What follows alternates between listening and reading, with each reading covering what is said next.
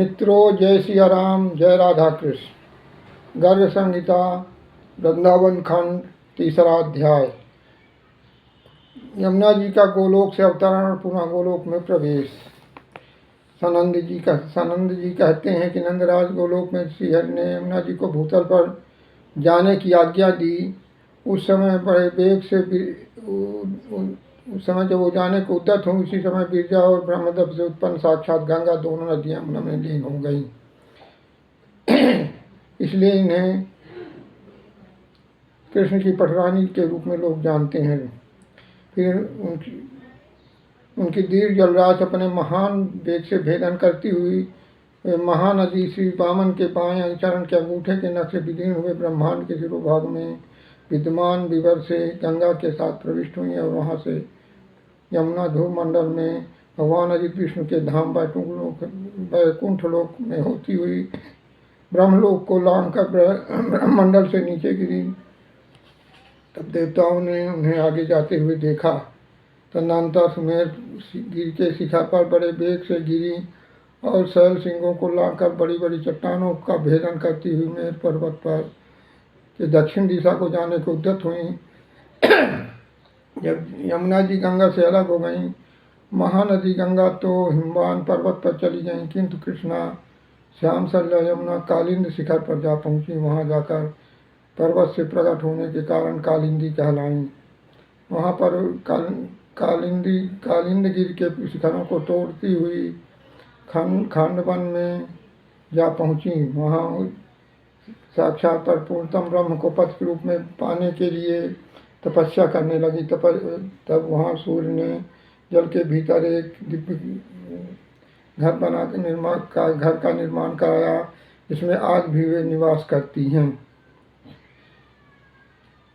श्री गोकुल में आने पर परम सुंदरी यमुना ने अपने नेतृत्व में गोप किशोरियों का एक रूप बनाया। श्री कृष्ण के दास में सम्मिलित होने के लिए उन्होंने अपना निवास स्थान निश्चित कर दिया। तदनंतर ब्रज के आगे जाने लगी। तब ब्रजभूमि के वियोग से विहल हो प्रेमानंद से आंसू बहाते हुए प्रवाहित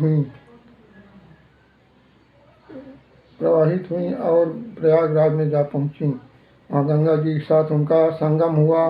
वह उन्हें साथ लेकर क्षीर सागर को गईं। क्षीर सागर के जाने के बाद कृष्णा गंगा जी से बोली कि समस्त ब्रह्मांड को पवित्र करने वाली हे गंगे, तुम धन्य हो। साक्षात श्री कृष्ण के चरणारविंद बिंद से तुम्हारा प्रादुर्भाव हुआ है तथा तुम समस्त लोगों के लिए एकमात्र वंदनीय हो। हे सुबह, मैं यहाँ से ऊपर उठकर श्रीहरि लोक में जा रही हूँ। तुम्हारी इच्छा हो तो तुम भी मेरे साथ चलो। तुम्हारे जैसा दिव्य तीर्थ न तो हुआ है, न आगे होगा। गंगा सब तीर्थमयी है, अतः मंगले में तुम्हें प्रणाम करता हूँ। यदि कभी अनुचित बात मैंने कह दी तो मुझे माफ़ करना। तो गंगा बोली, हे कृष्ण, संपूर्ण ब्रह्मांड को पावन करने वाली तुम हो और तुम ही धन्य हो। श्री कृष्ण के वामांग से तुम्हारा प्रादुर्भाव हुआ है। तुम साक्षात परिपूर्णतमा हो। इसलिए हे कृष्ण, मैं तुमको प्रणाम करता हूँ और मेरे से भी जो गलती हो उसे क्षमा करना। इस प्रकार एक दूसरे को प्रणाम करके दोनों नदियाँ तुरंत अपने अपने गंतव्य स्थान पर चली गईं। सुधुनी गंगा जी अनेक लोगों को पवित्र करती हुई पाताल में चली गईं और वहाँ भोगवती बनकर जाकर भोगवती गंगा के नाम से प्रसिद्ध हुई।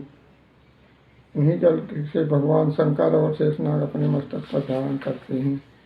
इधर कृष्णा अपने वेग से सप्तसागर मंडल का भेदन करके सातों द्वीपों के भूभाग को लौटती हुई और भी प्रखर वेग से आगे बढ़ी। सुवर्णमयी भूमि पर पहुंचकर लोकालोक पर्वत पर गईं। उसके शिखरों तथा गंधशैलों के तट का भेदन करके कालिंदी फुहारे की सी जलधारा के साथ उछलकर लोकालोक पर्वत के शिखर पर जा पहुंची। फिर वहां से उद्गमन करती हुई स्वर्गवासियों के स्वर्गलोक तक जा पहुंची।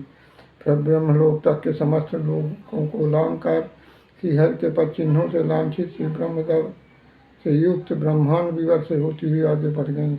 उस समय समस्त देवता प्रणाम करते हुए उनके ऊपर फूलों की वर्षा करने लगे। इस तरह से सामने से यमुना पुनः श्री कृष्ण के गोलोक धाम में आरूढ़ हो गई।